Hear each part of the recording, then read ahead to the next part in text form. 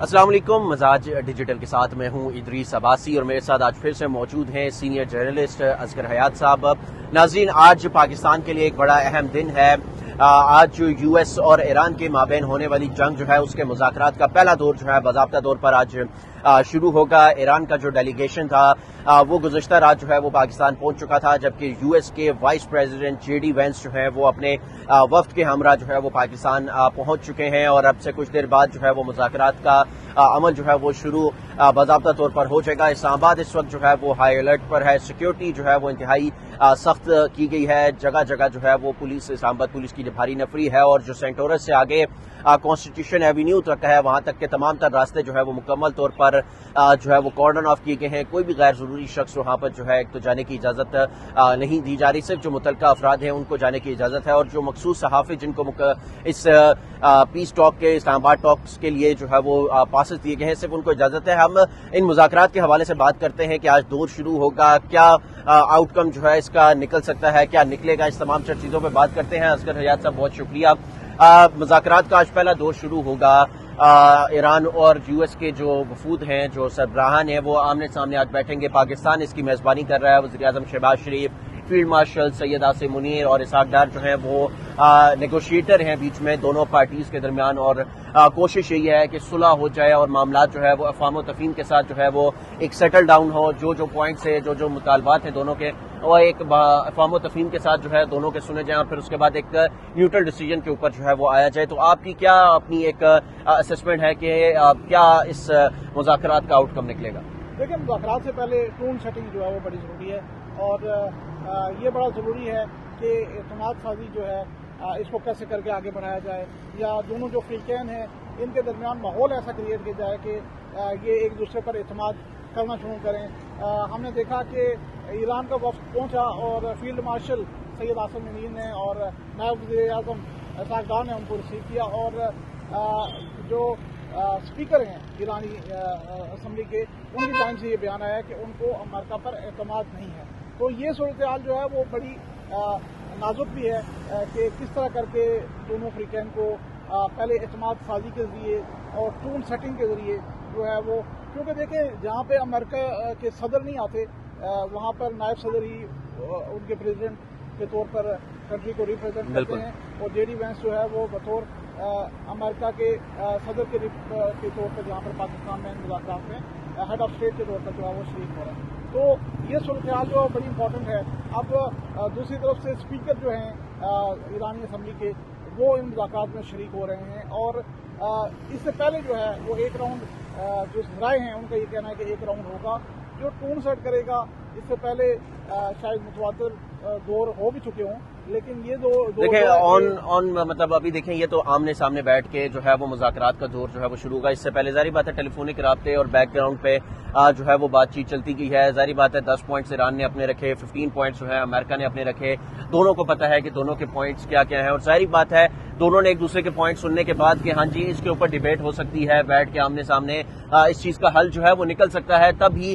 جو ہے وہ اس چیز کے اوپر آمادہ ہوئے دونوں پارٹیز، اور جس پہ صرف پاکستان تو ایک طرح سے میڈیٹر تھا، پاکستان کی کوششیں، اور ایک طرح سے میں آپ کو ایک چیز بتاؤں، جس طرح سے ہم کل بھی بات کر رہے تھے کہ یو ایس اور ایران کی جنگ میں میڈیٹر کا کردار ادا کرنا، اس جنگ کو خاص طور پہ سیز فائر تک بھی لے کر آنا، it was not an easy thing, it was a very difficult thing کہ آپ یو ایس کو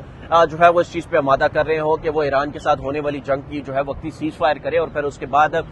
جو ہے وہ ثالثی کا کردار چونکہ پاکستان ادا کر رہا تھا، تو it was not an easy thing. ہاں، اب یہاں تک جو سچویشن یہ پہنچی ہے کہ دونوں پارٹیز نے دونوں کے پوائنٹ سن لیے ہیں، دونوں چاہتی ہیں کہ ہاں اس چیز کا حل بیٹھ کے نکل سکتا ہے اور آرام سکون سے نکل سکتا ہے۔ کچھ ان کے پوائنٹس مانے جائیں گے، کچھ ان کے مانے جائیں گے، تو اس طرح حل نکلے گا۔ اب لیٹس سی کہ حل کیا نکلتا ہے۔ ظاہری بات ہے اب اس میں دو تین چیزیں امپورٹنٹ ہے۔ اس میں ایک چیز امپورٹنٹ یہ ہے کہ سعودی عرب کے وزیر خزانہ بھی پاکستان بالکل تھے، رات کو انہوں نے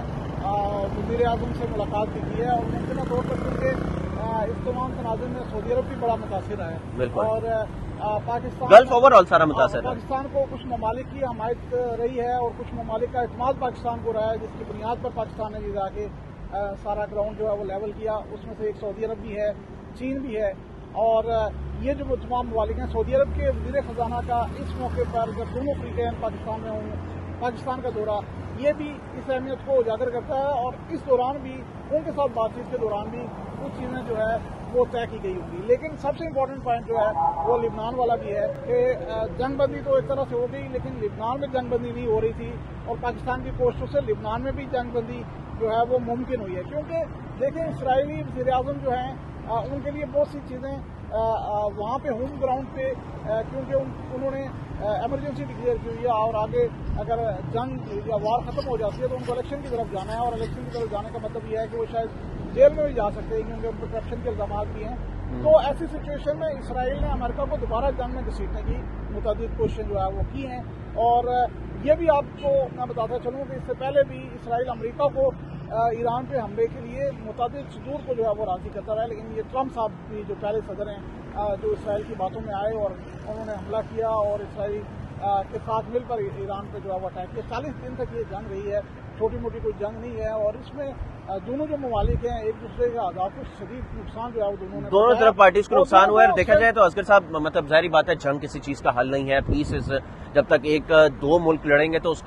اس کے جو آفٹر افیکٹس ہیں وہ پوری دنیا میں پھیلتے ہیں. جس طریقے سے ہم نے دیکھا کہ ایران اور یو ایس کی جنگ تھی, اس کی وجہ سے آفٹر افیکٹس جو ہے وہ پورے گلف میں کیا پوری دنیا میں پھیلے, انفلیشن کے اس میں پھیلے. جب ظاہری بات ہے پہلے آئل کی مد میں پہلے آئل کی پرائسز بڑھی, اس کی وجہ سے اوور آل انفلیشن پوری دنیا میں بڑھا, اور دیگر ساری ہر چیزوں میں جو ہے وہ مسئلے جو ہے وہ پیدا ہوئے. تمام ممالک میں ایسا ہوا, صرف ایک کوئی یو ایس ایران کی وجہ سے نہیں. ہمارے اپنے پاکستان میں ہم دیکھ لیں کہ پیٹرول کی پرائسز کس طریقے سے ایک دم سے 458 تک جو ہے وہ پہنچ گئی تھی, اور اس کی وجہ سے انفلیشن ریٹس کدھر تک پہنچ گئے تھے. لیکن ہم نے یہ دیکھا جیسے ہی سیز فائر ہوا اور پھر اس کے بعد دونوں فریقین نے اس چیز پر آمادہ ہوئی کہ ہم بیٹھ کر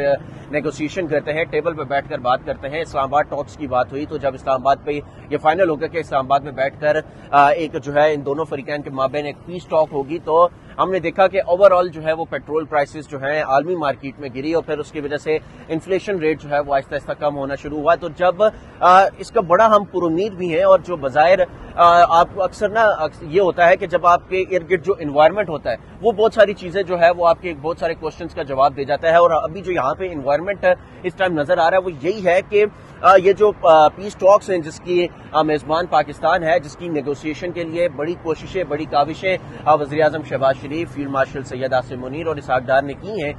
تو اس کی پازیٹیو جو ابھی تک انوائرمنٹ یہی نظر آ رہا ہے کہ یہ پیس ٹاک بڑے اچھے سے کنکلوڈ ہوگا اور دونوں فریقین جو ہے وہ آمادہ ہو جائیں گے, اور یہ جنگ مکمل طور پر بند ہو جائے گی. کوئی سیز فائر والا نہیں ہوگا کہ سیز فائر ایکسٹینڈ ہوگا, یہ جنگ بند ہوتے ہوئے نظر جو ہے وہ اب بظاہر نظر آ بھی رہی ہے. جتنی بات آپ کر رہے ہیں یہاں پر ان دونوں فریقین کو مذاکرات کی میز پر لانا بھی بہت مشکل کام تھا, بالکل, کیونکہ یہ بہت ہی گتھم گتھا جو ہے وہ ہو چکے تھے, اور بہت ہی پیچیدہ معاملات جو ہے وہ ہو چکے تھے. آپ کو پتا ہے کہ کچھ لابیز جو ہیں جس میں انڈیا ہے, جس میں اسرائیل ہے, اور ایک دو مسلم ممالک بھی ہیں جو یہ چاہ رہے تھے کہ یہ کنٹینیو ہو اور کس طرح کا جو ہے وہ ایران کا وہ کیا جائے. لیکن ابھی بھی سچویشن جس طرح سے آپ کو ڈسکرائب کر رہے ہیں, لیکن سچویشن اسی طرح سے ہے کہ آبنائے ہرمز جو ہے وہ پہلے جا کے تنازع وہاں پہ کھڑا ہوا, سیز فائر کی بات ہوئی, لیکن ایران نے کہا کہ وہ عارضی طور پر بھی آبنائے ہرمز جو ہے وہ نہیں کھولے گا, لیکن آبنائے ہرمز جو ہے وہ ایران کی جانب سے کھولا گیا. اب گزشتہ رات صدر ٹرمپ کی جانب سے یہ بیان آیا ہے کہ جو ہے وہ اگر معاہدہ نہیں ہوتا تو مزید شدت سے جو ہے وہ حملے ہوں گے. ایرانی جو اسپیکر ہیں ان کی جانب سے یہ کہا گیا کہ امریکہ پر اعتماد نہیں ہے. اگر یہ صورتحال جو ہے, اب یہ دیکھیں کہ آبنائے ہرمز کی جو بات کریں, اسٹیٹ آف ہرمز کی اگر بات کریں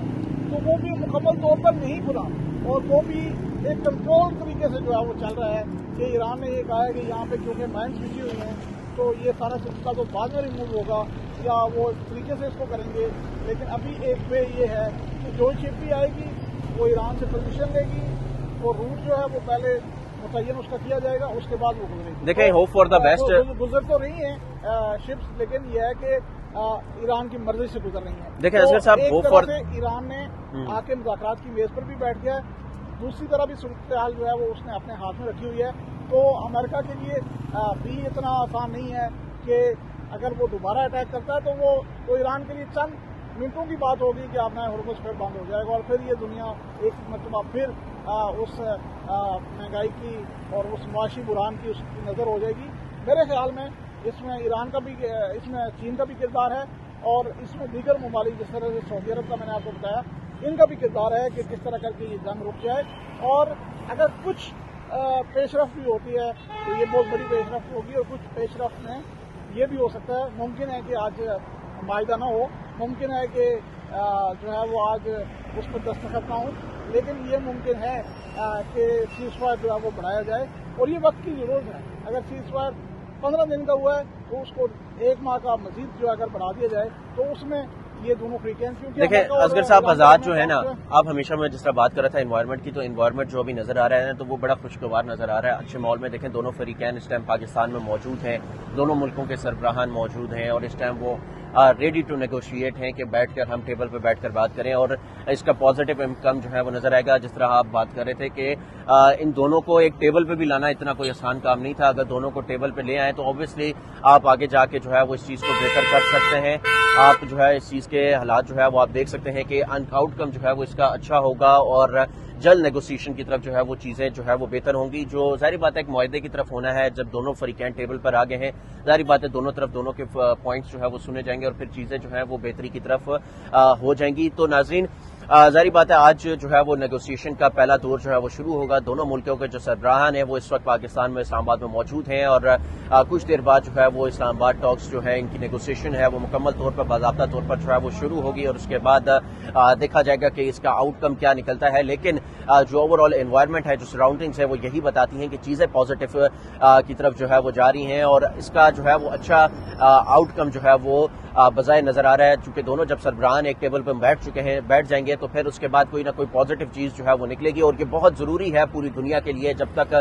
یہ پیس امن جو ہے وہ نہیں رہتا، سیز فائر کی بجائے اگر یہ مکمل طور پر جنگ بند ہو تو پوری دنیا کے لیے بہتر ہے۔ پوری دنیا میں جو ہے اس کی اکانومی جو ہے، ہر ملک کی اکانومی اس ٹائم تھوڑی بہت ڈسٹرب ہو چکی ہے، اس کو بہتر کرنا بہت جو ہے وہ ضروری ہے۔ ہماری ویڈیو آپ کو کیسی لگی؟ اپنا کمنٹ سیکشن میں اپنی رائے کا اظہار ضرور کر سکتے ہیں۔ ہمیں دیجیے اجازت، اللہ حافظ۔